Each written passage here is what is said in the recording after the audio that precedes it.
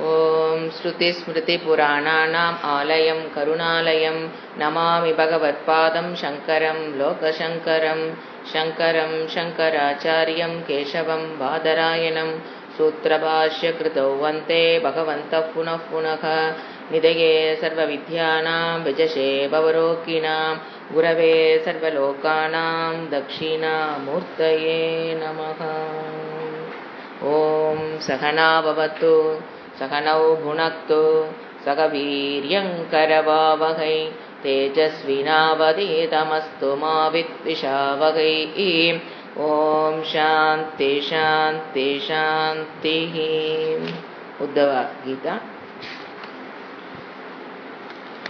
13வது அத்தியாயம், பாகவதத்தில் 18வது அத்தியாயம் 27வது ஸ்லோகம்.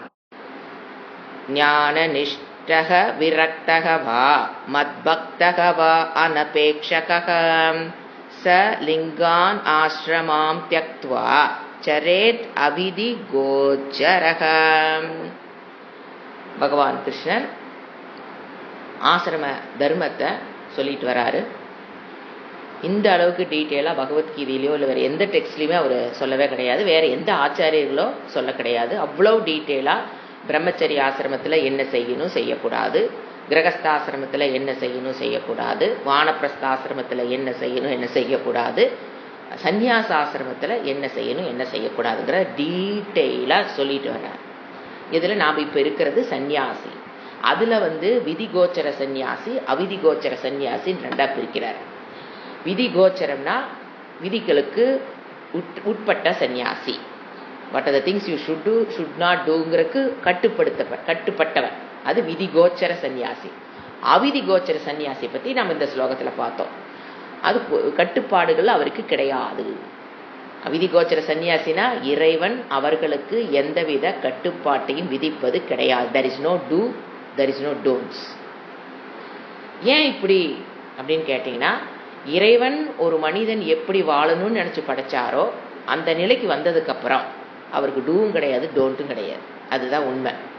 இறைவன் ஒரு மனிதனை படைச்சிட்டு இவன் இப்படித்தான் வாழணும் அப்படிங்கிறத கம்ப்ளீட்டாக வாழ்கிறவங்களுக்கு எதுக்கு டூஸ் டோன்ட்ஸ்? நல்லா சொன்ன பேச்சு கேட்குற குழந்தைங்களுக்கு எதுக்கு நம்ம டூஸ் சொல்கிறோம் டோன்ட்ஸ் சொல்கிறோம்? குறும்பு செய்கிற குழந்தைகளுக்கு தான் நீ இதை பண்ணாத இதை பண்ணுன்னு சொல்லுவோம். அது பர்ஃபெக்டாக கரெக்டாக வளர்ந்துட்டு இருக்கும்போது நம்ம பேச வேண்டிய அவசியமே இல்லை, இல்லைங்களா? அந்த மாதிரி தான். அதனால தான் இறைவன் என்ன சொல்றாரு, அது யார் யாரு அப்படிங்கிறத நம்ம நிறைய தடவை பார்த்துருக்கோம். ஞான நிஷ்டக, ஞானத்தை பெற்று அதில் நிஷ்டையில் இருக்கிறவங்க அவங்களுக்கு அவிதிகோச்சர சன்னியாசி நம்ம பார்த்தோம். அது கூட இன்னும் பகவத்கீதையில உத்தவ கீதையில 2 ஆட் பண்றாரு. யாருன்னா விரக்தக. ஃபர்ஸ்ட் நம்ம ஞான நிஷ்டை நிறைய பார்த்ததுனால அதை விட்டுட்டு விரக்தக பார்க்கலாம். ஞான நிஷ்டைனா அந்த கரண சுத்தி பெற்று தர்மத்துக்கு உட்பட்ட வாழ்க்கையை சவன மனன நிதித்தியாசனம் செய்து ஞானத்தை பெற்று ஞான நிஷ்டத்துக்கு வந்தவர் அவர் அவிதிகோச்சர சன்னியாசிங்கிறத நம்ம நிறைய தடவை பார்த்துருக்கோம்.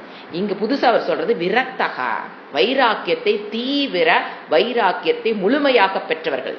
பட் அவங்க சாஸ்திரம் படிச்சிருக்க மாட்டாங்க, சிரவண மனன நிதித்தியாசனம் எதுவுமே வந்திருக்க மாட்டாங்க. அவங்க ஒரு இடத்துல போய் அப்படி ஸ்ட்ரக் ஆயிக்குவாங்க. அந்த வைராக்கியத்தினுடைய அவங்க உலகத்தில் இருக்கிற லௌகிக விஷயத்தையும் அவங்க அனுபவிக்க மாட்டாங்க. ஞானத்துக்கும் ஏன்னா சாஸ்திரம் படிச்சா தான் நம்ம ஞானத்துக்கு வர முடியும். ஞானத்துக்கும் வந்திருக்க மாட்டாங்க. இங்க பாத்தீங்கன்னா உலக விஷயத்தை அவங்களால அனுபவிக்க முடியாது. கண்ணுக்கு காதுக்கு மூக்குக்கு உண்டான விஷயங்களையும் அனுபவிக்க முடியாது. ஞானத்தையும் பெறாத போது அவர்கள் தான் விரக்தக, வைராக்கிய தீவிர வைராக்கியத்தை முழுமையாக பெற்றவர்கள். இந்த மாதிரி இருக்காங்கன்னா இன்னைக்கு பாரதத்துல ஆயிரக்கணக்கான பேர் இருக்காங்க இந்த விரக்தகங்கிற கேட்டகரியில. இந்த கலிகாலத்துல இத்தனை பேர் இருக்காங்க. அவங்களுக்கு என்ன சொல்லிடுறாரு அவர், உனக்கு நீ விரக்தகங்கிறது நமக்கு ஏன்னா அதுக்கு சன்னியாச ட்ரெஸ் போடணுங்கிறது கூட கிடையாது, அந்த அளவு கூட விதி கிடையாது அவங்களுக்கு. அவங்கள நீங்க வெளியே கண்டுபிடிக்கவே முடியாது. சில பேர் சன்னியாசி ட்ரெஸ் போட்டிருக்காங்க, நம்ம அன்னைக்கு ஊர்வலம் வரும்போது பார்த்தோம். உத்தரப்பிரதேசல எல்லாமே இந்த மாதிரி கேட்டகரி நிறைய பேர் வந்தாங்க. அவங்கள மீறி இன்னும் இருக்கவங்க இருக்காங்க. அவங்களுக்கு ட்ரெஸ் கோடு கூட இருக்காது, அவங்க போட்டுக்க மாட்டாங்க. சன்னியாச ட்ரெஸ் போடணும், அந்த லிங்கம் சொல்ற பார்த்தீங்களா, த இண்டிகேஷன் ஆஃப் த சன்னியாச ஆசிரமம், மொட்டை அடிச்சுக்கிறது, ட்ரெஸ் போட்டுக்கிறது, கையில குச்சி வச்சு எதுவுமே இருக்காது, எதுவுமே இருக்காது. ஒரு கோமணம் கூட சன்னியாச கோமணம் கட்டியிருக்க மாட்டாங்க. அப்படி இருக்கிறவங்களும் பாரதத்துல நம்ம பார்த்துக்கிட்டு தான் இருக்கோம். நம்மளால ஐடென்டிஃபை பண்ண முடியாது. அப்கோர்ஸ் நீ ஜஸ்ட் ட்ரெயின் நம்மளோட உட்காந்து பக்கத்துல டிராவல் பண்ணிட்டு வருவாரு, பட் நம்மளால கண்டுபிடிக்க முடியாது. அந்த மாதிரி இருக்கிறவங்க ஆயிரக்கணக்கான பேர் பாரதத்தில் இன்னும் இருக்கிறாங்க. அவங்களுக்கு என்ன கிடையாது, அவங்க எப்படி வேணா இருக்கலாம், எப்படி வேணா வாழலாம். ஏன் தப்பான வழிக்கு அவங்க போறக்கு வாய்ப்பே இல்லை. அதனாலதான் என்ன சொல்லிடுறேன், நீ எப்படியோ வாழ்ந்துக்கோ, அடுத்த ஜென்மத்தில் உனக்கு கண்டிப்பா என்ன கிடைக்கும், அந்த ஞானத்துக்கும். அதுங்களாம் தான் அடுத்த ஜென்மத்தில் அப்படியே பிறக்கும் போதே என்னது குரு பிராப்தி, சிரவண பிராப்தி, மனன பிராப்தி எல்லாம் வந்து அப்படியே டப்புன்னு அப்படியே ஞான நிஷ்டையில வாழ்றவங்களா இருப்பாங்க. அவங்கெல்லாம் அடுத்த பிறவி அவங்க கண்டிப்பா அந்த மாதிரி இருக்கும். அதனால அவரையும் விட்டுறாங்க. அடுத்து யாராவது பார்த்தோம், மத் பக்தக.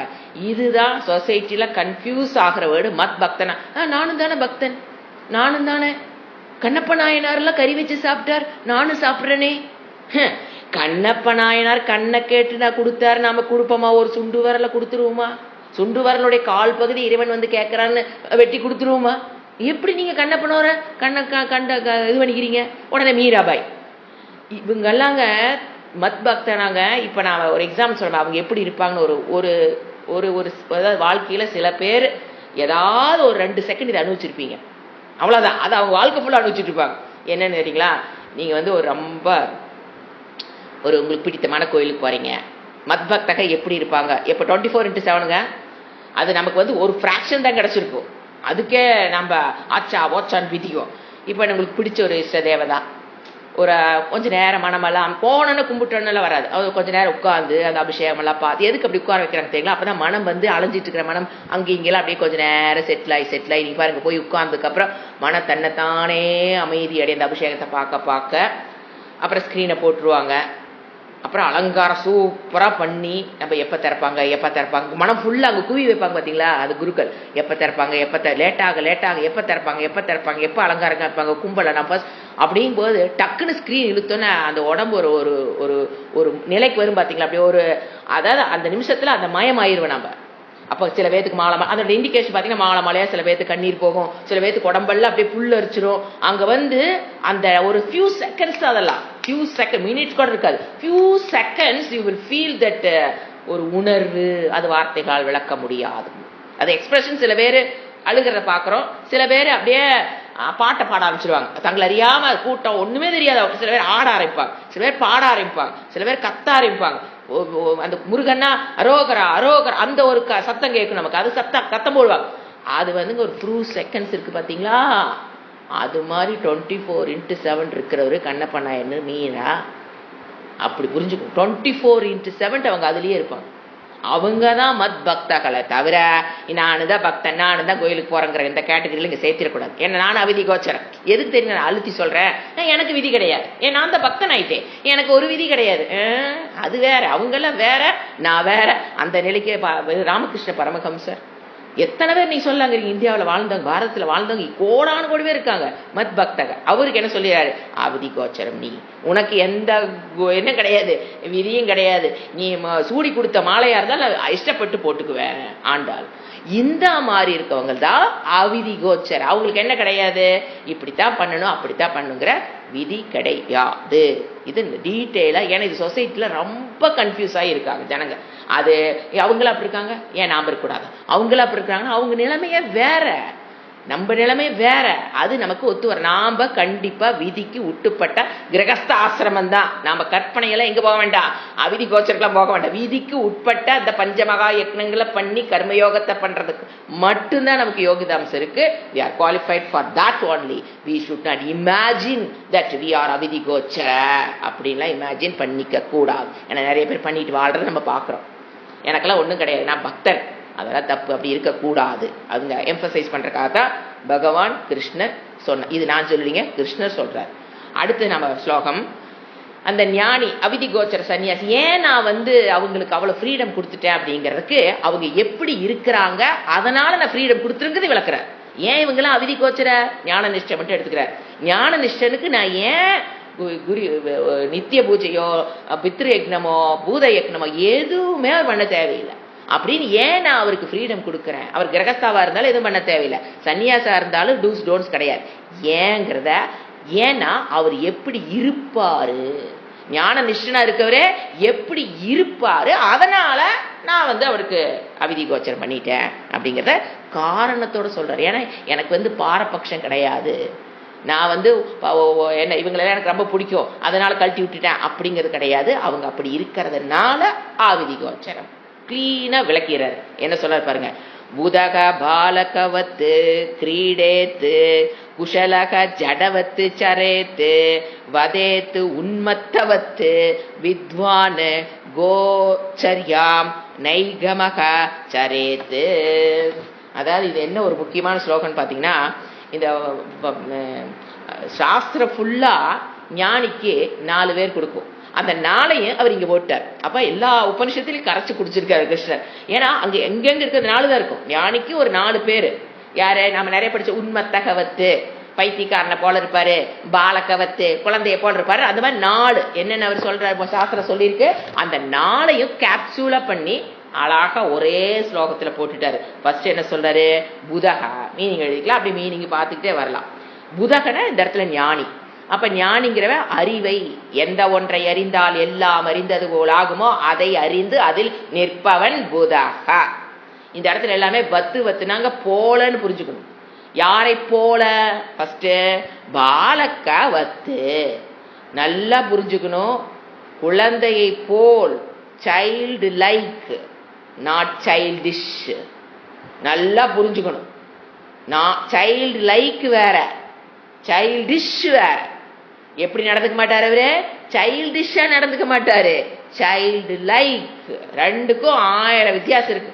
நல்லா திங்க் பண்ணி டாட் ஆஃப் தேவை எடுத்துங்க. ஏன்னா இதெல்லாம் குழம்பி போறாடு. வத்துனா அதை போல, குழந்தையை பாலக்கனை. ஏன்னா பாலக்க பசங்க தான் குறும்பு அதிகமாக பண்ணுவானுங்க, அதனால பாலக்க. ஏன் பாலாவல்லியா பெண் பால்வல்லியான்னு எடுக்கக்கூடாது.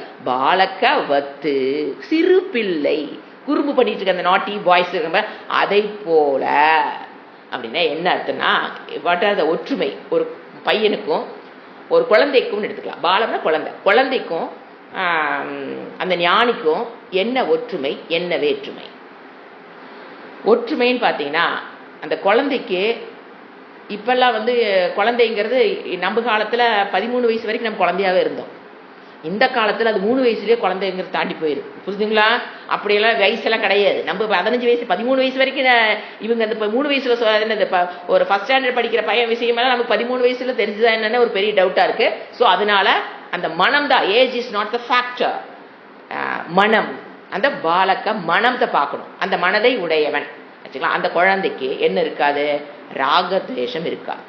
அந்த ஒரு 2 இயர்ஸ் வரைக்கும் பார்த்தீங்கன்னா மனதில் விருப்பு வெறுப்பு. அம்மா பட்டையை கழட்டினாலும் திரும்பி போய் அம்மா இடத்துல போய் நிற்கும். நீ அடிச்சிட்டியா ஆச்சா போச்சான்னு அது பாலக்க மனதை இழந்துருச்சுன்னு அர்த்தம். எப்போ அந்த ராகத்வேஷத்து இல்லாமல் இருக்குதோ அது வரைக்கும் அது பேர் குழந்தை. அதனால சொன்னேன், நம்ம 13 வயசு வரைக்கும் அப்படி இருந்திருப்போம். இந்த காலத்தில் 2வது படிக்கிற குழந்தையோட ராகத்வேஷத்தோட வந்துருது. ஸோ மனம் தான் பார்க்கணுமே தவிர age is not at all a factor.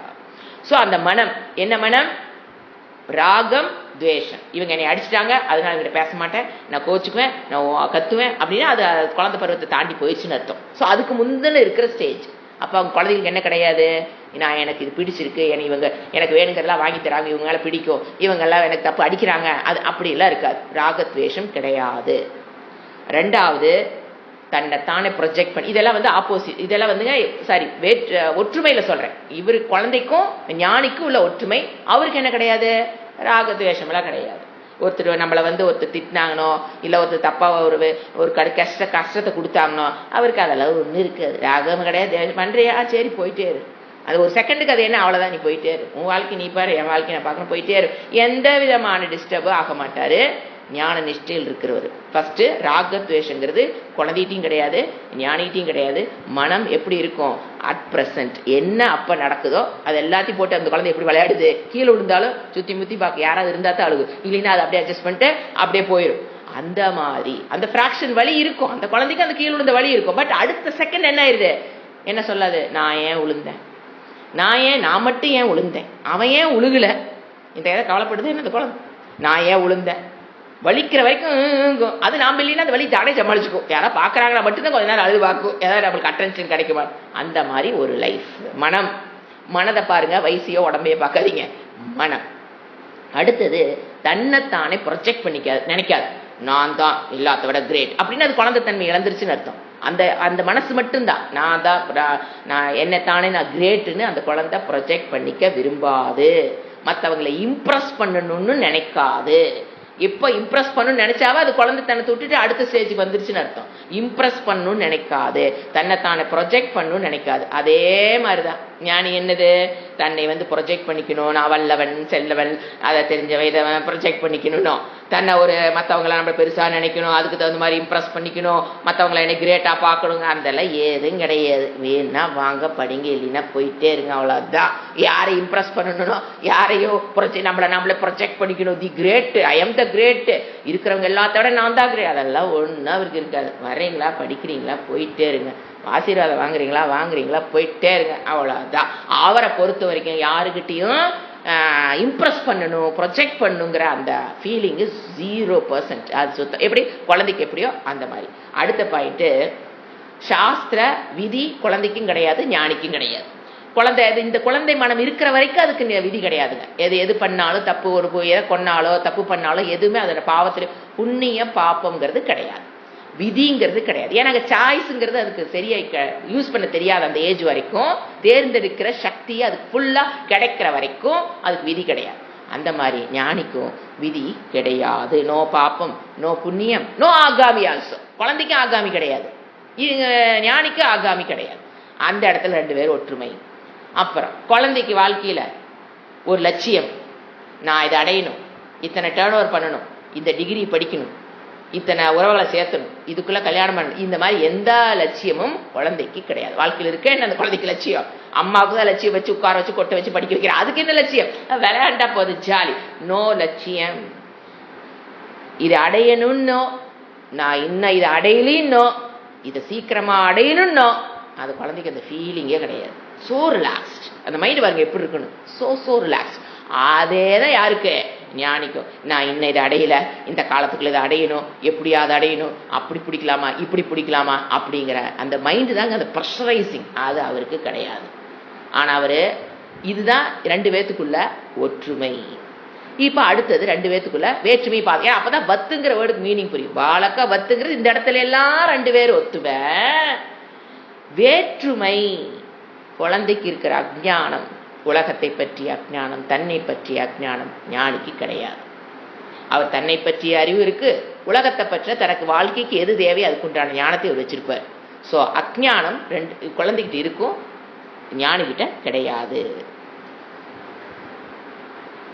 குழந்தைக்கு ஒரு ஒரு பந்தத்தோடு இருக்கும். அதாவது இது எம்மா அப்படி போய் என்ன சொல்றது, ஒரு சார்பு இருக்கு அந்த குழந்தைக்கு. பார்த்தீங்கன்னா அம்மாவோட ஒட்டி இருக்கும், அப்புறம் கொஞ்ச நாளைக்கு அப்பாவோட ஒட்டும், அது மாதிரி குழந்தைங்கிறது எப்பவுமே ஒரு சார்பு, ஆசிரியம் சொல்லுவோம். அந்த புத்தி ஞானிக்கு இருக்காது. ஆசிரிச்சு வாழணும், அவங்கள சார்ந்து வாழணும், யாரையுமே சார்ந்து வாழணுங்கிற அந்த சார்புங்கிற எண்ணமே ஞானியோட மனசுல இருக்காது. ஞானி நிஷ்டன்னு சொல்றேன். இவங்க இருந்தா எனக்கு இவங்களை சார்ந்து இருந்தா இவங்கனாலதான் நம்ம பிழைக்க முடியும், இவங்கனால, அதெல்லாம் சார்புங்கிறது கிடையாது. இது கம்ப்ளீட் மோட்சம்ங்கிறது இங்கதாங்க நீங்க ஃபீல் பண்ணலாம். யாரையும் சாராம வாழ்ற ஒரு குணம் வந்துச்சுன்னு வச்சுக்கங்களேன், அது மோட்சத்தினுடைய ஒரு தேன் சொட்டு மாதிரி. எப்ப நீங்க மற்றவங்க இங்கிருந்து அங்க எங்க யாராவது வரீங்களா, எங்க அங்க போகலாம், எங்க யாராவது துணைக்கு வேணுமே, நான் மட்டும் எப்படி போறது, எங்க கல்யாணத்துக்கு போகணும், நான் மட்டும் எப்படி போறது, எத்தனை 60 வயசு ஆகி 30 வயசு ஆகி 30 வயசுலயே தேவையில்லை, 60 வயசுக்காக கை கால் முடியல அப்படின்னா பிசிக்கலா சார்ந்து இருக்கிறது வேறங்க. நான் சொல்றது மனதளவில் சார்ந்து இருக்கிறமா இல்லையா, அந்த feeling of insecurity to the core. ஏதாவது ஆயிருமா, நான் மட்டும் போனா தப்பா முடிவு எடுத்துருவா, நான் ஏதாவது தப்பா பேசிடுவேனா, உள்ள அதே குழப்பம், நான் ஏதாவது தப்பா பேசிடுவேனா, தப்பா நடந்துக்குவேனா, எனக்கு ஏதாவது தப்பா, இப்படியே நினைச்சு அங்க ஓன என்னதான் நடக்கும், தப்பா தான் நடக்கும், தப்பா தான் பேசுவோம். ஸோ அந்த ஒரு சார்புங்கிறது குழந்தைக்கு இருக்கும், அம்மாவை சார்ந்து இருக்கணுங்கிற ஒரு ஃபீலிங் இருக்கும். ஆனால் ஞானிக்கு அதை எதையும் ஆசிரித்தாக இருக்க மாட்டாரு. ஸோ இதை என்ன சொல்றது, பால பத்துங்கிறத கரெக்டா புரிஞ்சுக்கணும். அடுத்தது 2வது வேர்டு புதக, எல்லா அறிவும் இருந்த ஞானி பாலவத்து நடந்துக்குவாரு, பாலக்க வத்து போல.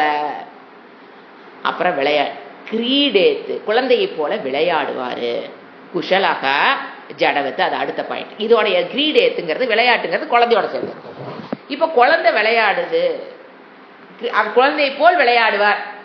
எப்படிங்க புரிஞ்சுக்கிறது, அவர் கிரிக்கெட் பேட் எடுத்து தர காலையில் கிரவுண்டுக்கு போயிடுவாரா அப்படின்னு நம்ம புரியணும் இல்லையா. குழந்தையை போல் கிரீடேத்த விளையாடுவார், உலகத்தில் அவர் விளையாண்டு கொண்டிருப்பார்னா முதல்ல இந்த காலகட்டத்தில் ஒன்று கண்டிப்பாக நான் சொல்லி ஆகணும். விளையாட்டுனா என்ன, கேம்பிளிங்னா என்ன? இப்போ 2 கன்ஃபியூஸ் ஆகி வந்திருக்காங்க ஜனங்க. விளையாட்டு அப்படின்னாங்க மனதிற்கு அந்த சந்தோஷத்தை கொடுக்கக்கூடியதாகவும் உடலுக்கு ஆரோக்கியத்தை கொடுக்கக்கூடியதாகவும் பணம்ங்கிறது அங்க இன்வால்வ் ஆகாததாக இருக்கிற வரைக்கும் தான் அந்த கிரிக்கெட்டுக்கு பேர் விளையாட்டுன்னு பேர். எப்போ அங்க உள்ள பணம்னு ஒண்ணு வருதோ, ஒருத்தனுக்கு 50 லட்சம் விலை கொடுத்து வாங்குறான் ஒருத்தன், ஒரு பிளேயரை 60 லட்சம் 70 லட்சம் கேம்பிளிங் கொடுத்து வாங்கி தே டூயிங் பிசினஸ். அதுக்கு பேர் விளையாட்டு இல்லைங்க. பக்கா அந்த காலத்துல குதிரை ரேஸுக்கு போவாங்க, இந்த காலத்துல கிரிக்கெட் வந்து கேம்பிளிங் போறாங்க. என்ன இவன் ஜெயிச்சா பாத்தீங்களா, அது கேம்பிளிங் இருக்குல்ல. இவன் ஒரு பிளேயர் ஜெயிச்சா நான் இவ்வளவு பெட் கட்டுறேன், நான் இவன் ஜெயிச்சா நான் பெட் கட்டுறேன், நீ இவன் தான் ஜெயிப்பானு ஒருத்தன் சொல்ல, இவன் தான் ஜெயிப்பான். இதெல்லாம் என்னங்க நடக்குது கிரவுண்டுக்குள்ள? பக்கா கேம்பிளிங். திஸ் இஸ் நாட் விளையாட்டு. தயவு செஞ்சு அதுக்கு இது பண்ணிக்காதீங்க. அதை உட்காந்து பார்க்கறதுனால நான் கேட்கறேன், அந்த கிரிக்கெட் பிளேயர் அங்கே விளையாடுறா இல்லைங்களா, உட்காந்து நம்ம பார்க்கறதுனால நம்ம உடல் ஆரோக்கியமோ மன ஆரோக்கியமோ பெற மாட்டாங்க. நயா பைசாக்கு அங்கே உடல் ஆரோக்கியம் வருதாங்க. விளையாடிட்டு இருக்கான், அவனுக்கு அது விளையாட்டு கிடையாது. ஏன்னா playing for money, not for ஆனந்தம். குழந்தைக்கு விளையாடுது பாருங்க, அது பேர் தான் விளையாட்டு. அங்கே பாருங்க, அது இப்போ குழந்தைக்கு 2 குழந்தை விளையாடுதுன்னா ஏதாவது விஷயம் நடக்குதான்னு பாருங்க, மன ஆரோக்கியம் போயிட்டு இருக்கும், உடல் ஆரோக்கியங்க, 2 ஓடுங்க ஓடியாருங்க உட்காருங்க விளையாடுங்க. அங்கே காசுங்கிறது கிடையாது, நான் தான் பெருசு நீ தான் எதுவும் இருக்காது. கேம்பிளிங்கிற வேர்டு அந்த குழந்தைகள் அதுக்கு பேர் தாங்க விளையாட்டே. இப்போ விளையாண்டுட்டு இருக்கிறதுக்கு பேரெல்லாம் என்னது? கேம்பிளிங். அந்த காலத்தில் சொல்லுவாங்க குதிரை ரேஸுக்கு போறான். அது ஒரு என்னமோ தப்பான ஒரு கேம்பிளிங் சொன்னமா இல்லையா? கிட்டத்தட்ட அத்தனை லட்சத்தை கொடுத்து காசை கொடுத்து அங்கே போய் உட்கார்ந்து அந்த கூட்டத்துக்குள்ள கத்தி பண்ணி அந்த அது நைட்டு பாருங்க, நைட்டு ஒரு 12 1 மணி 2 மணி வரைக்கும் அந்த உடம்ப கெடுத்து திரும்பி வந்து எல்லா டிராபிக் வீட்டில் வந்து படுத்து அடுத்த நாள் காலைல ஃபுல்லாக பெட்லேயே உடம்ப கெடுக்கிற விஷயம் 100% அங்கே வாங்கி திங்கிறது. அதையும் பார்த்தா அது என்னங்க விளையாட்டு? அது கேம்பிள். அதை நல்லா பெரிய பண முதலைக்கு நல்லா நம்மளை யூஸ் பண்ணி காசு பார்த்துட்டு வந்துருக்காங்க. இவங்களோட வீக்னஸ் கேம்பிளிங், அந்த கேம்பிளிங் பண்ணணுங்கிற அந்த இதை வச்சு பெரிய பெரிய முதலைக அதை யூஸ் பண்ணி நம்மளுடைய வீக்னஸை யூஸ் பண்ணி பணம் சம்பாதிச்சிருக்கானுங்க. ஒரு கிரிக்கெட்டை விலை கொடுத்து ஒரு கிரிக்கெட்டை ஒரு ஆளுக்கு விலை பேசுறாங்க. 30 லட்சம் 40 லட்சம் 50 லட்சம் 60 லட்சம். அது ஹைஃபை. அது அப்படியே உருகி அவன் விலை பேசுறத, மனுஷனுக்கு விலை பேசுறத சந்தோஷ லைவ் டெலிகாஸ்ட் வேற ஓட்டுறான், அதை வேற உட்காந்து மனுஷனுக்கு விலை பேசுறத பார்த்துட்டு உட்காந்துருக்கோம். This is gambling, not a play. Please don't involve the kids in this line. நீ விளையாடு. உனக்கு நீ ஃப்ரெண்ட்ஸை சேர்த்திட்டு விளையாடு. ரோட்ல விளையாடுறியா ஓகே, கிரவுண்ட்ல விளையாடுறியா ஓகே, அதுதான் வந்து விளையாட்டு. இப்ப கிரீட் ஏன் இவ்வளவு எம்பசைஸ் பண்ண சொல்றேன்னா, இப்ப மாறி போச்சு. கிரீடுங்கிற வேர்டுக்கே மீனிங்கே தெரியாம இருக்கிறாங்க எல்லாம். விளையாட்டுனா ஒரு மரக்காட்சி பொம்மை தான் இருக்கு அந்த காலத்துல, அதை வச்சு நாங்க 10 மணி நேரம் விளையாடுவோம். எந்த விதமான எதிர்பார்ப்பு இருக்காது. ஒரே ஒரு பொம்மை தான் இருக்கும், 10 குழந்தைங்க சுத்தி விளையாண்டுட்டு இருப்போம். மண்ணுக்குள்ள விளையாண்டுக்கிட்டு தண்ணி ஊத்திட்டு மண்ணு பேஞ்சுக்கிட்டு அது கலாகாரப்படி சோறாக்கிக்கிட்டு எல்லாம், அதுதாங்க விளையாட்டு. இப்ப இந்த காலத்து குழந்தைங்க விளையாடுறதே இல்லை. நல்ல படம் சொன்ன பாயிண்ட் ஏதாவது இந்த காலத்து குழந்தைங்க விளையாடுதான்னு பாருங்க. அதுக்கு வாய்ப்பே இல்லை. 4 குழந்தைகளோட சேர்ந்து விளையாடுற வாய்ப்பையே பேரண்ட்ஸ் உருவாக்கி கொடுக்கறது இல்லை. அப்போ என்ன ஆகுது? விளையாட்டுனாங்க ஆஃப்டர் ஸ்கூல் சொல்றீங்களா, அது விளையாட்டே கிடையாது. ஏன் அவங்க ப்ரெஷரைஸ் பண்ணுது குழந்தைங்க, அங்க வாத்தியார் உட்கார வச்சு இதாடி, அப்படி இல்லை. அதுக்கு பேர் விளையாட்டு கிடையாது. அதுக்கு என்ன செய்யணும்னு தோணுது செய்யணும். 10 கல்லை பொடிக்க வச்சு 5 விளையாடும், அதுதாங்க விளையாட்டு. 10 கல்லை வச்சு இது விளையாடும், ஒரு கட்டத்தை போட்டு ஜம்ப் பண்ணி குதிரை, அதுதான் விளையாட்டு. நீங்க ஃபோர்ஸ் பண்ணி பேரண்ட்ஸ் நீ இதை கத்துக்கோன்னு அந்த குழந்தை உள்ள போட்டு தள்ளுறேன் பாருங்க, அதுக்கு பேர் விளையாட்டு அல்ல.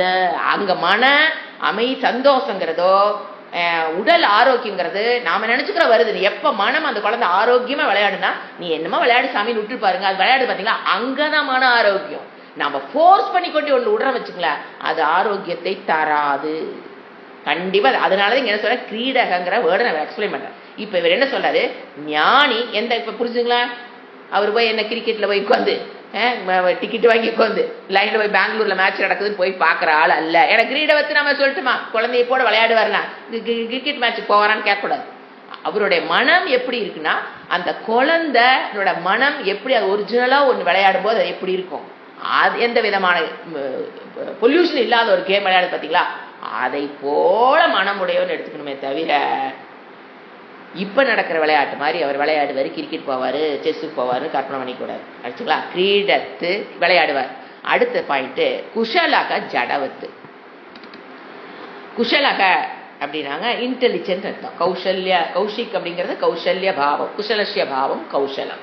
கௌசலம்னா இன்டெலிஜென்ட்னு அர்த்தம். மீனிங் கௌசிக முனிவர் அதெல்லாம் இன்டெலிஜென்ட் அர்த்தம். இவர் என்ன சொல்றாரு, ஞானி குஷலகா, கண்டிப்பா அவர் இன்டெலிஜென்டா தான் இருந்தாங்க, கண்டிப்பா அவர் குஷலக தான். ஏன் சொல்றாரு, ஆனா ஜடவத்து நடந்துக்குவாருங்கிறாரு. குஷலக ஆனா ஜடவத்து நடந்துக்குவாரு. ஏன் குஷலக ஜடவத்து அப்படின்னு பாத்தீங்கன்னா, இப்போ சாதாரண கண்டிப்பா அவங்களுக்குள்ள எக்ஸ்ட்ராடினரியா டேலண்ட் இருக்கும். எக்ஸ்ட்ராடினரியா நீங்க ஏதோ ஒரு டேலண்ட் ஏன் கேட்டீங்கன்னா, சாதாரண ஒரு டிராயிங்க்கு பெயிண்டிங்கே குஷலத்தன்மை வேணும். இன்டெலிஜென்ட்டா இருந்தா தான் அது புரிஞ்சு கை கொண்டு வரும். ஒரு டிராயிங் பண்றாங்கன்னா இன்டெலிஜென்ட்டா இருக்கணும்.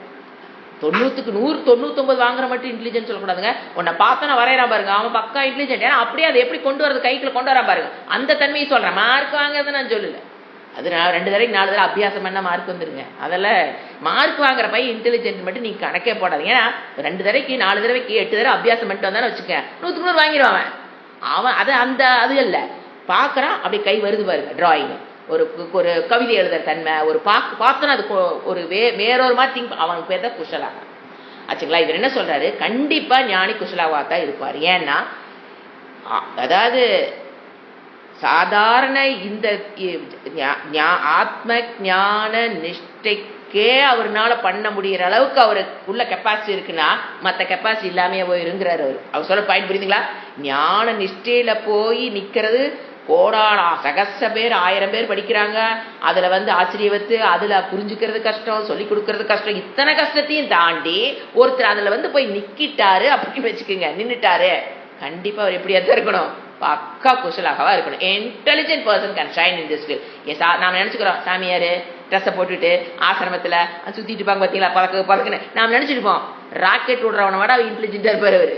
அவர் என்ன தன்னுடைய இன்டெலிஜென்ட் வெளியே கொண்டாடல, அவ்வளவுதானே தவிர யாரையும் தப்பா இட போட்டுறாதீங்க. ஏன்னா பாவ சாமியார் அவர் நம்மளை பார்த்து பாவம் பாரு, உன்னை விட 100 மடங்கு புத்திசாலி நானு, ஏது வேண்டாம் எல்லாம் என்னது இந்த இது அவித்யா என்ன சொல்றது அபராவித்யா, எனக்கு அதெல்லாம் வேண்டான்னு நான் பராவித்யாவுக்கு வந்திருக்கிற தெரியுதான்னு அவர் சொல்ல மாட்டாங்க பாவம், அவர் பாட்டு பாவம். ஸோ எத்தனை இருந்தாலும் பாருங்க அது வெளியில் தெரியாது.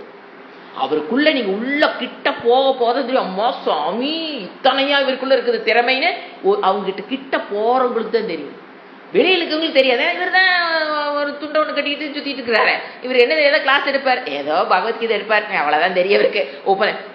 உபனிஷத்து எடுக்கணும்னா பகவத்கீதை எடுக்கணும்னா சாதாரண விஷயம் இல்லை. நீங்க ஒண்ணு வேண்டாம், ராக்கெட் செய்வது எப்படின்னு சொன்னா 4 நாள் சொல்லி கொடுத்து விட்டுருவாரு, ராக்கெட் விட்டுருவாரு, அதெல்லாம் சுவிட்ச் பின்னுவாரு அவர். ஏன்னா இது அதை விட கஷ்டமான விஷயத்துல அவர் எக்ஸல் ஆயிருக்காருன்னா கண்டிப்பா அவர் என்னவா தான் இருந்திருக்கணும், எக்ஸலா இருந்திருக்கணும், இன்டெலிஜென்ட் குஷலாக. ஆனா எப்படித்தான் இருப்பாரு, எதுவுமே தெரியாது. ஜடவத்துன்னு ஜட மாதிரி தன்னை இருக்கிறத. ஏன்னு தெரியுங்கன்னா, எனக்கு இத்தனை திறமை இருக்குதுன்னு காமிக்கிற வேண்டிய அவசியம் அவருக்கு இல்லை.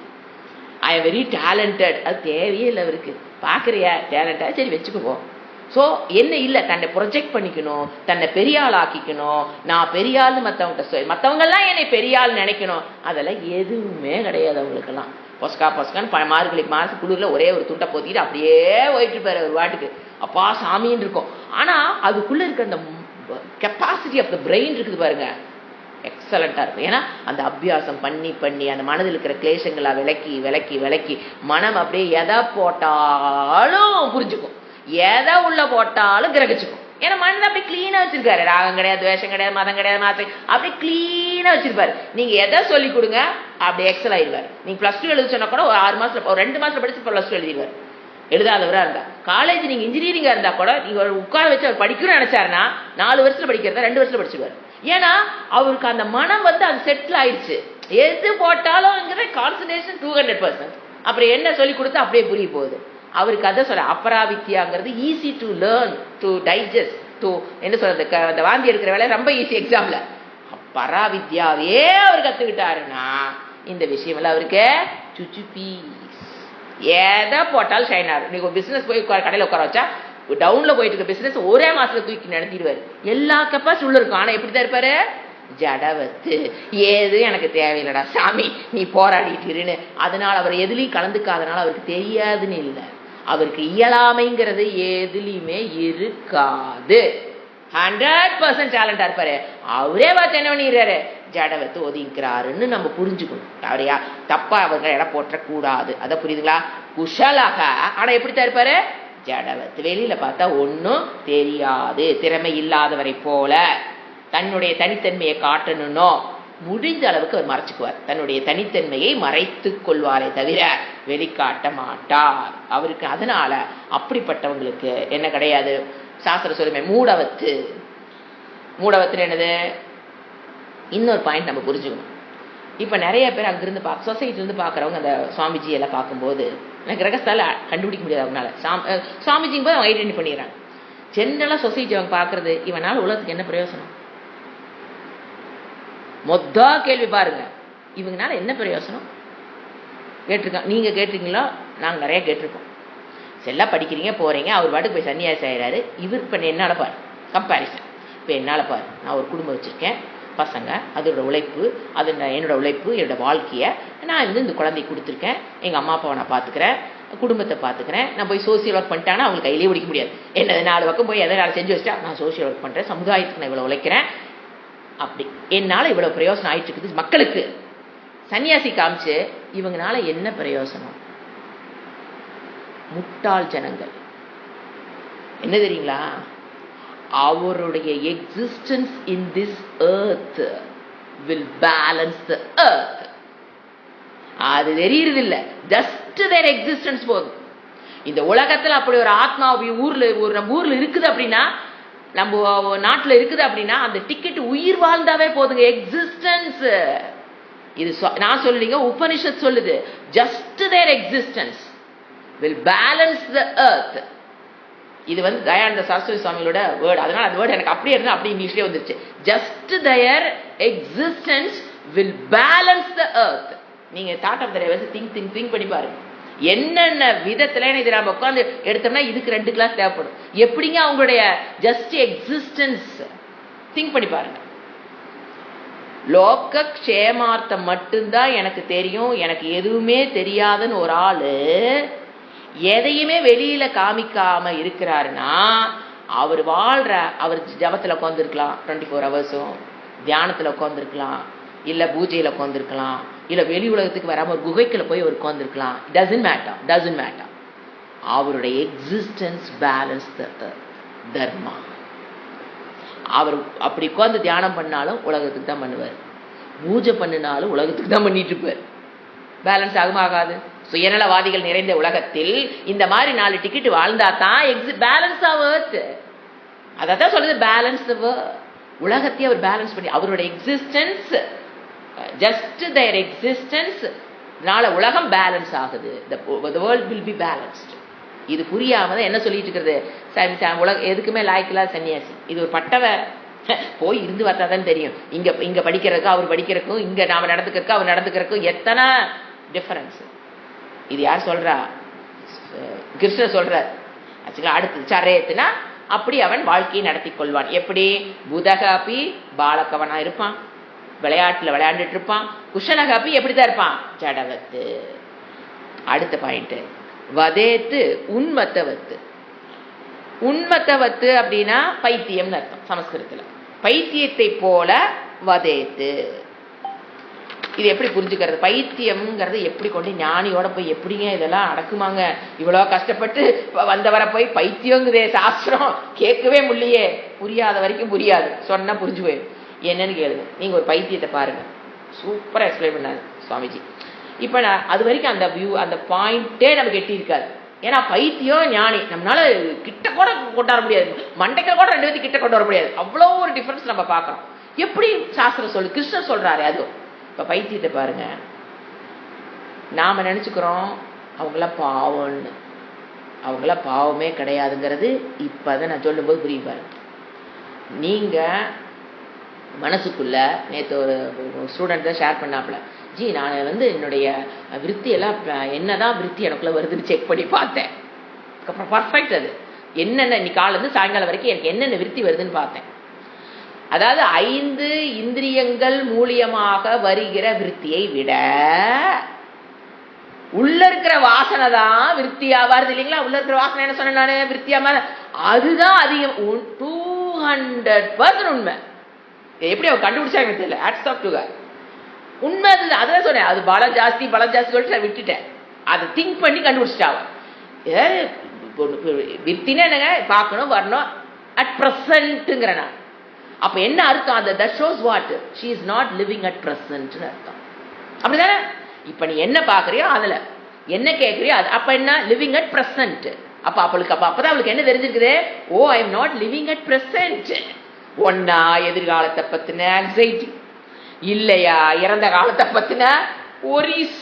நான் எதை பண்ணேன், அதை ஏன் பண்ணேன், அப்படி ஏன் பண்ணாங்க, அவங்க எப்படி சொன்னாங்க, இவங்க இப்படி சொன்னாங்க, அப்படி பண்ணாங்க, அவங்க இப்படி பண்ணிட்டாங்க, நான் என்ன பண்ணலையே, அவங்க பண்ணிட்டாங்க நான் பண்ணலையே, ஐயோ இவங்க பண்ணிடுவாங்களா, நான் பண்ணா போயிடணும். ஸோ என்ன ஆகுது?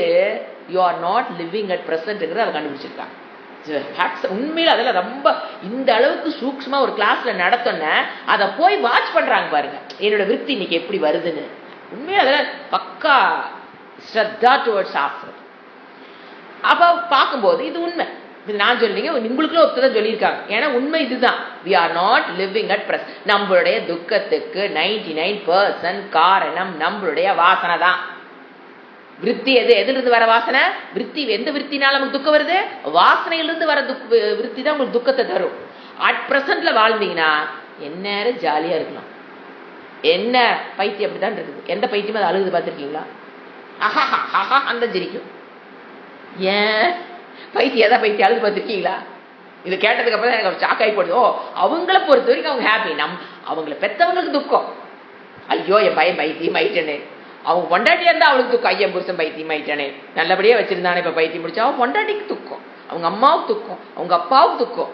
ஆனா அவனை பொறுத்த வரைக்கும் ஆனந்தம் கொடுத்து வச்சவர்.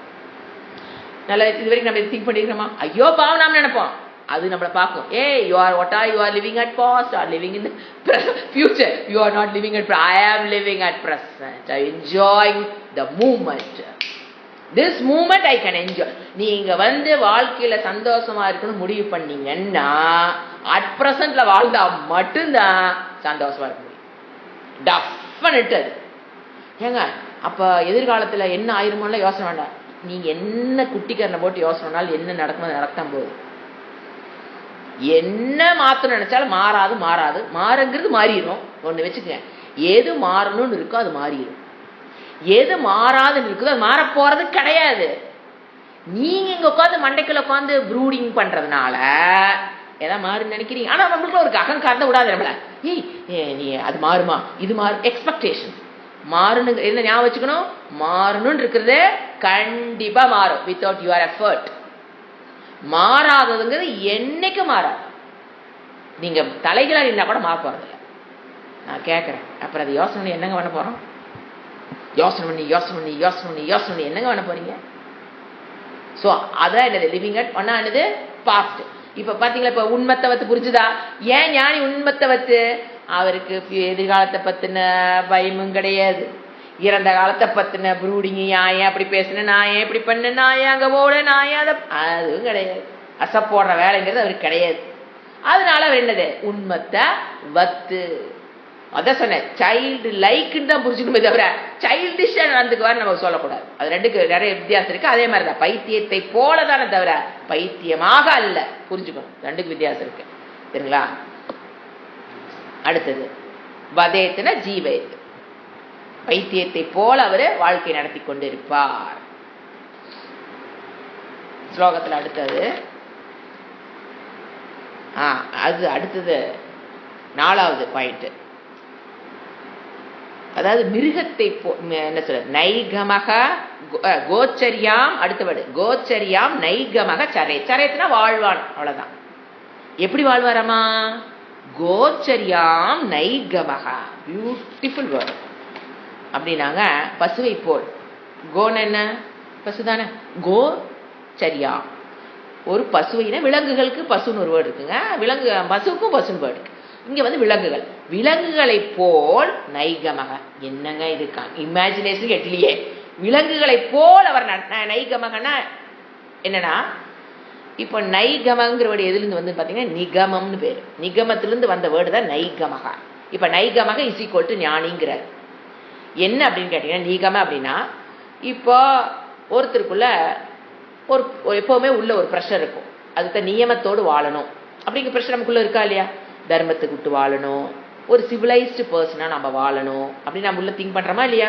எல்லாரும் திங்க் பண்ணுவோம். சிவிலைஸ்டு பர்சனாக வாழணும், என்ன சொல்கிறது, இந்த மேனர்ஸ், நான் இப்படி தான் ஒரு டேபிளில் உட்காந்தா இப்படி தான் சாப்பிட்ணும், ஒருத்தர் பேசினா இப்படி தான் பேசணும், பாடி லாங்குவேஜ் வந்து இப்படி இப்படி பண்ண, ஒரு பாடி லாங்குவேஜ் நமக்குள்ள இப்படி இருக்கணும், கண்ணு வந்து இப்படி பார்க்கணும், காது வந்து இப்படி, இந்த மாதிரி நம்ம என்ன வச்சுருக்கோம், நம்ம நியமம், அதுக்கு பேர் நியமம்னு பேர்.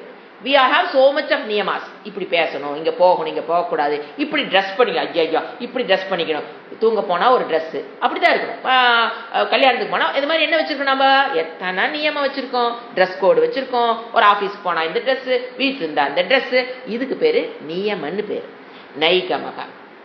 இவர் என்ன இது வந்து இந்த வேர்டை மட்டும் நான் புரிய வச்சுருக்கேன். இப்போ தான் அவர் எப்படி ஜாயின் பண்ணுறான்னு பாருங்க. இது விலங்குக்கு ஏதாவது இருக்குதா? அதனால ஞானிக்கு இதெல்லாம் கிடையாது. விலங்கை போல், விலங்கு எப்படி நடந்துக்குது? வெடிக்கால 4 மணி, பாவம் எல்லாரும் இப்பதான் தினமே ஒரு 2 மணிக்கு தான் தூங்க ஆரம்பிச்சிருக்குதுங்க. 4 மணிக்கு ஆயிருக்குது, எல்லாம் இப்ப தூங்கிட்டு இருக்குது. நம்ம உழைக்க கூடாது நாய்க்கு தெரியுதா? தெரியாது. அப்பதான் நல்லா கத்தும், ஜன்னல்கிட்டே வந்து கத்தும். நம்ம வீட்டுல பிரச்சனையே இல்லை, நாம அதுக்கு மேலே எழுந்திரிக்கணும் சொல்றேன் நான். அப்பதான் அது ஒரு 4-5 நாய் சேர்ந்துக்கும், அப்படியே ஊழ் விடும். அதுக்கு ஏதாவது சிவிலைசேஷன், அதுக்கு ஏதாவது அது ஐயோ இப்படி நம்ம பண்றோம் தப்பு. இப்போ ரோட்டில் வண்டி வாகனம் வருது, நடுவில் அப்போ தான் வரும், ஐயோ ரைட்டில் வண்டி வருது நம்ம போகக்கூடாது. இப்போ கொஞ்சம் நாயில் கொஞ்சம் உஷாராயிடுச்சு, வண்டி வருது அதான் அந்த மாதிரி நம்ம இங்கே மோஷன் போகக்கூடாது, ரோடு நம்ம யூரின் போகக்கூடாது, நம்ம ஓரமாக போய் டாய்லெட் போகலாம், ஏதாவது தெரியுங்களா? அதுக்கு எதுவும் இல்லையா? இப்போ இப்போ ஒரு நாள் புரிய வைக்கிறேன். ஃபர்ஸ்ட் நைகமங்கிறது நியமத்தோட வாழ்றவ நியமக. அது இல்லாமல் இருக்கிறது யாரு? விலங்குகள். மனிதர்கள் நம்ம இப்படி ஒரு நம்மளுக்குள்ள ஒரு சிவிலைசேஷன் இருக்கும், அதில் தான் வாழுவோம். அது இல்லாதது விலங்கு, அதுகளுக்கு சிவிலைசேஷன் எதுவும் கிடையாது. ஆச்சா, இவர் என்ன சொல்ற, இப்ப 2 புரிஞ்சாத்த அடுத்த மைண்ட் புரிய போகுது. என்னங்கிறாரு, இந்த இடத்துல விலங்குகளை போலவன் ஞானின்னு இந்த இடம் புரிஞ்சுக்கணும். விலங்குகளை போல ட்ரெஸ் இல்லாமல் சுத்துவாரா? நிறைய பேர் விளக்கம் கொடுக்குறாங்க. விலங்குகளை போல அவருக்கு வந்து ட்ரெஸ் இல்லாமல் இருப்பாரு, கோமணத்து இதெல்லாம் அப்படிலாம் அப்படிலாம் அந்த மாதிரி சீப்பாலாம் பண்ணக்கூடாது. இந்த இடத்துல 2 பேரு நியமங்கிற இடத்துல ஏன் எப்படி ஒரு கோனா பசுவோ அனிமலோ தனக்கு என்ன தோணுதோ அது செஞ்சுட்டு இருக்குதா இல்லையா? தனக்கு என்ன தோணுதோ செய்தா இல்லையா? அதை போல ஞானி தனக்கு எது தோணுதோ அதை செய்வார். எங்க தப்பா போற மாதிரி இருக்குதே, அவர் வந்து சாஸ்திரத்துக்குள்ள வந்து இத்தனை படிச்சவரு தனக்கு தோன்றதை செய்வாரா? உதைக்குதா மீனிங்கே? இதை சரியா குரு பரம்பரையில தெரிஞ்சா மட்டும்தான் விளக்கம் கொடுக்க முடியும். எப்படிங்க அவரு தனக்கு என்ன தோணுச்சோ, விலங்குகள் எப்படி தனக்கு என்ன தோணுதோ அதை செய்தோ, அதை போல ஞானி என்ன தனக்கு தோணுதோ அதைத்தான் செய்வார். அதுக்கு இதுக்கு என்ன தெரியுங்களா வேற்றுமை? இவர் ஞானி நினைக்கிறது பேசுறது எல்லாமே சரியா இருக்கும். அதனால அவர் என்ன நினைச்சுக்க மாட்டாரு, நாம வந்து இப்படி நடந்துக்கணும் இப்படி, ஏன்னா சுபாவமாவே கரெக்டா பேசுவார், சுபாவமாவே அவர் கரெக்டா நடந்துக்கு தெரியும், சுபாவமாவே அன்பா இருக்க தெரியும், சுபாவமாவே எல்லாம் என்ன அவருக்குள்ள அவர் மனசுக்குள்ள இப்படி ஒரு நாம எதையும் வந்து ஒரு நியமமா உள்ள வச்சுக்க மாட்டார். ஒரு இப்ப நீங்க ஒரு செயல் 4 மணிக்கு எந்திரிக்கிறோம், 3 மணிக்கு எந்திரிக்கிறோம் வச்சுக்கோங்களேன், நாம் ஒரு ப்ரெஷர்ல எந்திரிப்போம். ஃபர்ஸ்ட் 3 மணிக்கு எந்திரிக்கிறோங்கிறது ப்ரெஷர்ல தான் எந்திரிப்போம். யோகா பண்ணணுங்கிறது ஒரு ப்ரெஷர்ல தான் பண்ணி பழகுவோம். அதுக்குள்ள அது வரைக்கும் அவங்களுக்கு பேர் நியமத்துக்குள்ள இருக்கீங்கன்னு அர்த்தம். என்னது, அதுக்குள்ள வராதவங்களை விட்டுருங்க. இப்போ 4 மணிக்கு எந்திரிக்கணும், ஏன் ஒரு யோகாவுக்கு என்னோட உடம்பு நான் ஆரோக்கியமாக வச்சுக்கணும், அதனால யோகா பண்ணணும், ஒரு கண்டிஷனில் வர்றோம். சாஸ்திரம் கேட்கணும், கேட்டால் தான் நம்ம சந்தோஷமா இருக்க முடியும். ஒரு நியமத்துக்குள்ள தான் வச்சு தான் நீங்கள் வர்றீங்க. கிளாஸுக்கு வரதாட்டு யோகா அதையே எடுத்துக்கோம், கிளாஸுக்கு வர யோகாட்டும் அண்டர் த ப்ரெஷர் ஆஃப் நியமம். இது பண்ணா தான் நல்லது. ஸ்ரேயஸை தேர்ந்தெடுத்திருக்கேன், நான் பண்றேன். ஸ்ரேயஸை தேர்ந்தெடுத்தேங்கிறது என்னது? நியமம், ஒரு ஆர்டர். ஆனா இது இல்லாத மனம் ஞானி. இது there is no tension, no pressure. 3 மணிக்கு எந்திரிக்கணுமா, எந்திரிச்சலாமே. 4 மணிக்கு யோகாவா பண்ணிடலாமே. 5 மணிக்கு கிளாஸ் எடுக்கணுமா, எடுத்துடலாமே. அவ்வளவுதான். நோ நியமா, அவரவரே ப்ரெஷர் பண்ணி பண்றது எதுவும் கிடையாது. கேட்கறதுக்கு நல்லா இருக்கு இல்லைங்களா? எந்த ப்ரெஷரும் இல்லாம ஒரு மனுஷவா, அதான் சொன்னேன், நீங்க இமேஜின் கூட பண்ணி பார்க்க முடியாது அவங்களுடைய மனநிலை என்னன்னு. எந்திரிச்சிடலாமே. கொஞ்சம் உடம்பு சரியில்லை, பண்ணிட்டு போய் படுத்துக்கலாம் வா. அங்க எந்த ப்ரெஷர் இருக்காது. அதனாலதான் 4 மணி கிளாஸ்னா 3:55 ரெடியாக முடியுது அவரால். 4:05 4:10 வரமாட்டாரு. ஏன்? அது அவ்வளவுதான். ப்ரெஷர் இருக்கிறதா ப்ரெஷர்ல எந்திரிப்போம், ப்ரெஷர்ல குளிப்போம், ப்ரெஷர் எல்லாம் ப்ரெஷர் ப்ரெஷர் ப்ரெஷர். அப்ப ஓடி வந்து உட்காரும் போது 4 மணி கிளாஸ்க்கு 4:10 ஆயிருது, 5 மணி கிளாஸ்க்கு 5:10 ஆயிருது. ஏன்? Pressure pressure. ஏன் அவர் வந்து 5 மணிக்கு நிறைய பேர் கேட்பாங்க, எப்படிங்க முன்னாலே வந்து உட்காந்து, அங்க ஒன்றும் ப்ரெஷரே இல்லையே. எப்போ வெயிட்டிங், எப்போ 4 மணி ஆகும், எப்போ எத்தனை மணி இருந்து 3:50 ரெடி ஆயிரும், எப்போ 4 மணி ஆகும், வெயிட்டிங். ஏன்? No pressure, no niyama. என நம்மளுக்கு நாமளே எந்த விதமான கண்டிஷனையும் உருவாக்கி கொள்ள அவசியம் இல்லை. புரிஞ்சுக்கணும். ப்ரெஷர்ல அவர் அப்படி இருக்குது. நம்ம அடுத்த நாள் நீங்க நாளை என்ன பண்ணக்கூடாது, நானும் ப்ரெஷர் இல்லாம இருக்கேன் ட்ரை பண்ணாதீங்க. சுபாவமா வரணும் அது. ஏன்னா ஞானியோட குணம் என்ன, போய் எட்டி போய் பிடிக்கிறது இல்ல, அது தானா வரணும். அதுதான் இவர் என்ன சொல்றாரு இப்ப புரிஞ்சுக்கலாம். விலங்கு நானது சொன்னேன் 4 மணிக்கு ஊண்டுக்கு வந்துருக்கு, கிளாஸ் இருக்கான்னு தெரியல, என்ன கதை சாத்தி வந்து குறையில இல்லை, நீ ஒன்றும் கேட்க முடியாது, அத்தனை போட்டுட்டு இருக்குது. அதுக்கு என்ன, அதுக்கெல்லாம் ஒன்றும் கிடையாது. என்ன வேணுமா பண்ணும், எங்க வேணா யூரின் போகும், எங்க வேணா மோஷன் போகும், எங்க வேணா கத்தும், என்ன வேணா பண்ணும். ஆனா அது பண்றதுல ஒரு வேற்றுமை என்ன, அது சரியாலாம் பண்ணாது, பண்றதுல பாதி தப்பு இருக்கும். ஆனா ஞானிங்கிறவரு சுபாவமாவே எப்படி அது பண்ணிட்டு இருக்குதோ அது மாதிரி தனக்கு என்ன தோணுதோ அதை அப்படியே பண்ணுவாரு. அங்க அவருக்குள்ள என்ன கிடையாது, 5 மணிக்கு வரணும், கிளாஸ் எடுக்கணும், அதுக்குள்ள ப்ரிப்பேர், இந்த மாதிரி உள்ள என்ன கிடையாது, அவருக்குள்ள ப்ரெஷர் கிடையாது. புரிஞ்சுக்கலாம். அந்த மனதை புரிஞ்சுக்கிறது ரொம்ப கஷ்டம். இப்படி கூட ஒரு மனம் இருக்குமானா இருக்கும், இருக்கிறனாலதானே குரு பரம்பரை வந்துட்டு இருக்குது. இல்லைன்னா எப்படி வரும்? எந்த ப்ரெஷர் இருக்காது. எடுக்கணும், இன்னைக்கு நாளையிலிருந்து கிளாஸ் இல்லை, okay, no pressure, no students, okay. இன்னைக்கு ஐயோ இன்னைக்கு 50 ஸ்டூடெண்ட் உள்ள வராங்க, ஓகே, நோ ப்ரெஷர். இன்னைக்கு எல்லாரும் நீங்க இன்னையோட கிளாஸ் யாரும் வேணான்னு போயிட்டாங்க, ஓகே, வெரி குட். அப்படி இருக்குது பாருங்க ஒரு மனம். அதுதான் மோட்சம். அதுதான் அதாவது ஞானத்தை மோட்ச அனுபவங்கிறது. அது மோட்சத்தை நம்ம அனுபவிக்கலாம், அந்த அனுபவங்கள் நமக்கு கிடைக்கும். அதுதான் மோட்சம். எந்த பிரஷரும் கிடையாது. நல்ல பியூட்டிஃபுல்லான ஸ்லோகம். ஏன்னா இது நீங்க சாதகனா இருக்க வரைக்கும் நம்ம எம்பி பிடிக்கலாம்னு நினைக்க கூடாது. நாமளும் இனிமேல் அப்படி இருக்கலாம், அப்படிலாம் இருக்க முடியாது. அந்த நிலை வந்துருச்சான்னு எப்படி கண்டுபிடிக்கிறது? கோயம்புத்தூர் வந்துட்டு நமக்கு தெரிஞ்சு போயிடும். வராதுக்கு முன்னால அது அப்படி இருக்குமா, அது இப்படி இருக்குமா, அது பஸ் ஸ்டாண்ட்ல இப்படி இருக்குமா, அப்படி இருக்குமா, please don't pressurise your self. இதை கேட்டேன்னா டோன்ட் ப்ரெஷரைஸ் யுவர் செல்ஃப். இது உங்களுக்குள்ள நடக்குதான்னு பாருங்க. தானா நடக்கணும். நடந்தா தான் அதுக்கு பேர் என்ன பேரு? மோட்சம்னு பேரு. சரிங்களா? அதுக்கு கூட்டிட்டு போற பாதை தான் உத்தவ கீதை, உபனிஷத்து எல்லாம் எங்க கூட்டிட்டு போகுது நம்மள. போயிட்டு இருக்கிறப்ப நம்ம we are traveling on the way-ன்னு புரிஞ்சுக்கணும். புரிஞ்சுங்களா? அது வந்துதா இல்லையான்னு கேட்கற வரைக்கும் வள்ளின்னு அர்த்தம். வந்துச்சுன்னு வச்சுக்கலாம், கேட்க மாட்டேன், பதில் வாயில கேள்வியே வராது. இந்த நிலைக்கு நம்ம போயிட்டோம் அப்படிங்கிறது எனக்கு தெரியுங்கிறது எனக்கு தெரிஞ்சிடும். That's the final stage. எனக்கு தெரியுங்கிறது எனக்கு தெரிஞ்சிடும், அவ்வளவுதான்.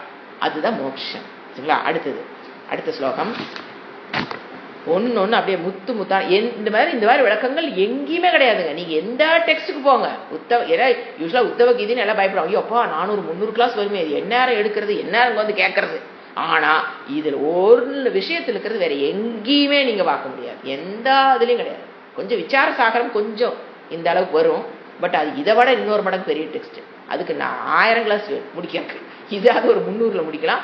இட் நீட்ஸ் 800-900 கிளாஸஸ் அது விசார சாகரம் முடிக்கிற அவ்வளோ டெக்ஸ்ட். அது அதுல இதே மாதிரிதான் எல்லாமே இன் டீட்டெயில் கொடுத்துருப்பாரு. அடுத்தது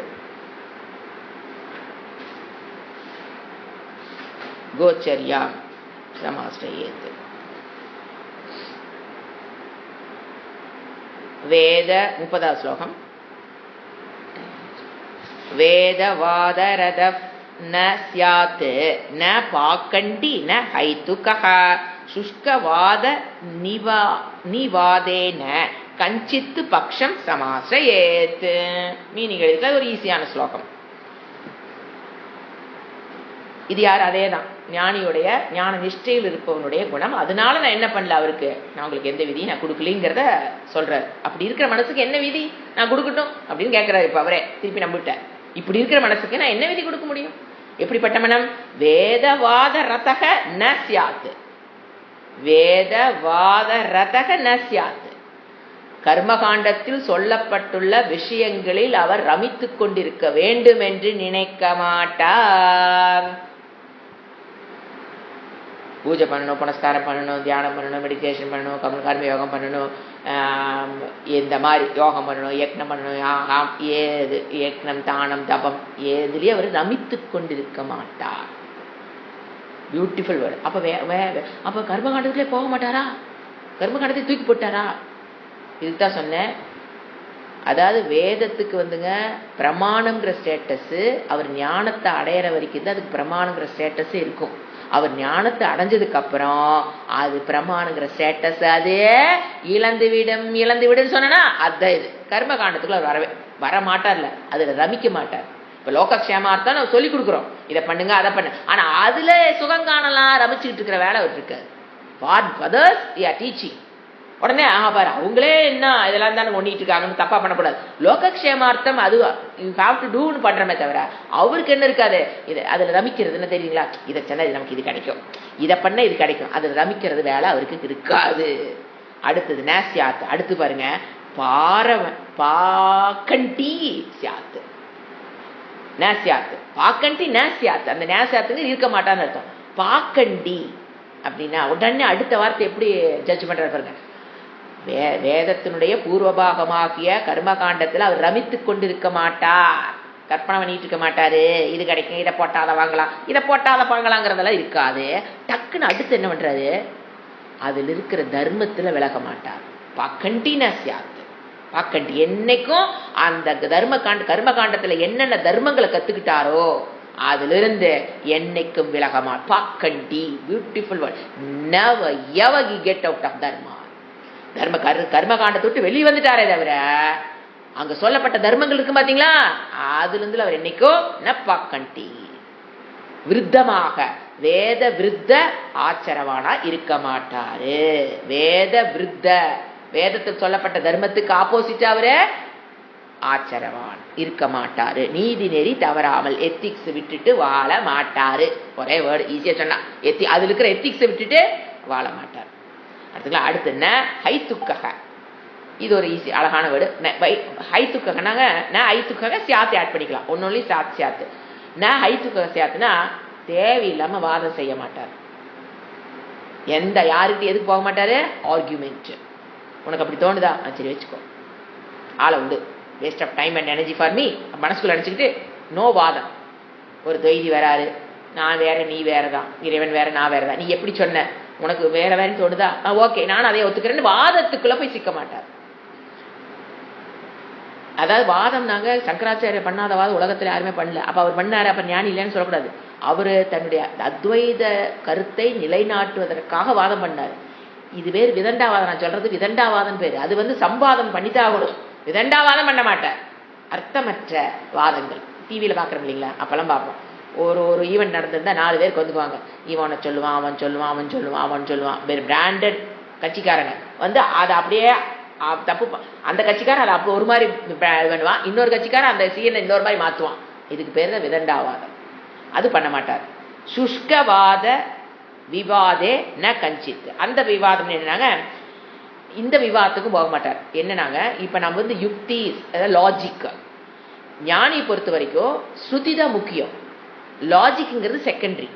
அதாவது லாஜிக்கை யூஸ் பண்ணி ஸ்ருதியை புரிஞ்சுக்க நினைப்பாரே தவிர உல்டாவா யுக்திய வச்சு அது ஸ்ருதியில தேடுறது அந்த நிலைக்கு போக மாட்டார். ஸ்ருதி பிரதான வாழ்க்கை. அதுக்கு லாஜிக்கு நியாய சாஸ்திரம் பார்த்தீங்கன்னா நிறைய லாஜிக்கு, பதஞ்சலி யோகத்துல பார்த்தீங்கன்னா நிறைய நமக்கு நிறைய பாயிண்ட்ஸ் எல்லாம் கிடைக்கும், அதெல்லாம் எடுத்துக்குவாரு. ஸ்ருதியை புரிஞ்சுக்கிறதுக்கு லாஜிக்கு போவாரே தவிர லாஜிக்கு மனசு மைண்ட் புடிச்சுக்கிட்டு எதை தேட மாட்டார். அதுல ஸ்ருதியில அது இருக்கான்னு பாக்குறது. ரெண்டுக்கு வித்தியாசம் தெரியுதுங்களா? தனக்கு ஒரு லாஜிக் இருக்கும், அதை வேதத்துல தேடுறது. அது 10 வருஷம் ஆனாலும் அந்த ஸ்டூடெண்ட் நகரவே மாட்டாங்க, ஒரு ஸ்டெப் கூட எடுத்து வைக்க மாட்டாங்க. தனக்குன்னு ஒரு லாஜிக் இருக்குங்க, அதுல எங்காவது வேதத்துல வருதான்னு ஃபில்டர்டு, அது எங்காவது வேதத்துல வருதான்னு தேடுறது, அது பண்ண மாட்டார். அதுதான் சுஷ்கவாத. சுஷ்கன்னா வெட்டி வேலை, அதை பண்ண மாட்டார்னு அர்த்தம். காஞ்சி போன வேலை. சுஷ்கன்னா காஞ்சி போற வேலை, அதை செய்ய மாட்டா. கஞ்சித்து அடுத்தது ஒரு பொழுதும் செய்ய மாட்டார். கஞ்சித்துனா not even a single time இந்த வெறும் லாஜிக்கு ஆர்குமெண்ட்டுக்கு போக மாட்டாரு. அடுத்தது பக்ஷம் சமாஸ்ர ஏத்து. எந்த ஒரு கட்சியிலையும் சேர மாட்டார். அப்படின்னா பட்சம் நாங்கள் ஒரு பக்கம் சார்ந்து இருக்கிறது. ஏன் நம்ம ஒரு பக்கம் இப்போ 2 கட்சி ஒரு 2 கட்சி நாங்கள் பொலிட்டிக்கல் கட்சி இல்லை, இப்போ 2 குரூப் இருக்குது, பிரச்சனையில் வந்து நிற்கிறாங்க. இவங்க ஏ ஒன்று சொல்கிறாங்க, பி ஒன்று சொல்கிறாங்க. அது பட்சம் சார்ந்து அப்படின்னாங்க ஏ சொல்கிறது நிறைய பேர் நம்ம வாழ்க்கையில் டே டு டே லைஃப்பில் இதை பார்ப்போம். இப்போ 2 பேர் பிரச்சனை வந்து சொல்கிறாங்க, நாம் யார் சரின்னு சொல்கிறோங்கிறதுல நம்மளுடைய கேரக்டர் அப்படியே தெரிஞ்சு போயிடும். ஏ பி பிரச்சனை நமக்கு வருது, நீங்கள் யார் சரி அப்படின்னு சொல்கிறத வச்சு you can decide your character. Suppose a இதெல்லாம் ஓப்பனாக பேசிக்கிறது, காணாமல் பேசுகிற கழுதிங்களாம் நான் பேசவில்லை, நேருக்கு நேர் நின்று நம்ம பேசுகிறோம். நம்மளுக்கு முன்னால் வந்து 2 பேர் உட்காந்துருக்காங்க, அரசன் மாதிரி நினச்சிங்க 2 பேர் வந்து உட்காந்துருக்காங்க, இவங்க சொல்கிறாங்க. நிறைய பேர் அது சீனுக்கே வரமாட்டாங்க. நமக்கே வம்பு, 2 பேர் நல்ல பேர் வாங்கிடலான்னு போயிடுவாங்க. இது ஒரு கேரக்டர்ஸ். நமக்கே வம்பு, அது ஏதோ போட்டுக்கிறதுக்கு என்ன பண்ணுது, நாம் பாட்டுக்கு போயிடலாம்ங்கிறது 90% அப்படி தான் இருப்பாங்க. தேவ் நெவர் ட்ரை டு, ஏன்னா இவங்ககிட்டையும் நல்ல பேர் வாங்கணும், இவங்ககிட்டையும் நல்ல பேர் வாங்கணும், நமக்கே எங்கே வம்பு, அப்படி போகிறவங்க நிறையா இருப்பாங்க. விட்டுருங்க. இப்போ வாரத்துக்குள்ள நீங்கள் வந்து முடிவு சொல்ல வரீங்க, இப்போ ஏதான் செஞ்சது கரெக்டுன்னு உங்களுக்கு தோணுது அப்படின்னா தர்மத்துக்கு உட்பட்டு பார்த்து ஏ சரியா இருக்கிறான்னு பண்றது 0.01% சொல்றாங்க. மற்றவங்க என்ன சொல்றாங்க, ஏ பழச்சுக்கிட்டா அவர் பெரிய ஆளு, அவரை பழச்சிக்க முடியாது. ஏ சப்போஸ் ஏ பெரிய ஆள், பி சின்ன ஆள் வச்சுக்கோங்களேன். பக்தியில பலத்துல ஸ்ட்ரென்த்ல ஒரு சொசைட்டியில ஒரு வீக்கான ஆளு. ஏ வந்து சொசைட்டில பெரிய ஆளு, பணக்காரரு, பலம் படைத்தவன் வச்சுக்கோங்களேன். 2 பேர் வந்து நிக்கிறாங்க, பிரச்சனை சொல்றாங்க. நைஸா ஏ பக்கம் அப்படியே சாஞ்சிருவோம். ஏன் இவரை பழச்சிக்கிட்டு, ஏன்னா இவர் கைக்குள்ள வச்சிருந்தா பட்சம், இவர் பக்கம் சார்ந்தோம்னா நமக்கு என்ன கிடைக்கும், வசதி கிடைக்கும். இவர் நம்ம வசதி வாய்ந்தவர், புகழ் வாய்ந்தவர், நல்ல போஸ்ட் இருக்கிறாரு, இப்போ போலீஸ் டிபார்ட்மெண்ட்ல பெரிய ஆளா இருக்காரு, கலெக்டரேட்ல பெரிய ஆளா இருக்கிறாரு, இல்ல டாடா பிரிண்டான பெரிய பிசினஸ் மேனு. நமக்கு நம்ம பையனுக்கு வேணா நாளைக்கு ஏதாவது காரியம் மேலே வச்சு சாதிச்சுக்கலாம், பிள்ளைக்கு நம்ம காரியம் சாதிச்சுக்கலாம், நம்மளுக்கு சப்போர்ட் செய்வாரு, எதிர்காலத்தில் நம்ம ஒரு ஹோல்டை இவர் பிடிச்சிக்கலாம் அப்படிங்கிறதுக்காக ஏ சரின்னு சொல்றது. இது நம்ம பர்சனலா நீங்க விசாரம் பண்ணீங்க, உலகத்தை யாரும் விசாரம் பண்ணாதீங்க, நாம இப்படி நடந்திருக்கோமா. பிங்கிறவன் வீக்கா இருப்பாங்க, இவருக்கு சப்போர்ட் பண்றதுனால நமக்கு எந்த பிரயாசமும் இல்லை, நீங்க உலகம் அப்படிதான் போகுது, அதனால என்ன கிடையாது, வீக்கே சப்போர்ட் கிடையாது.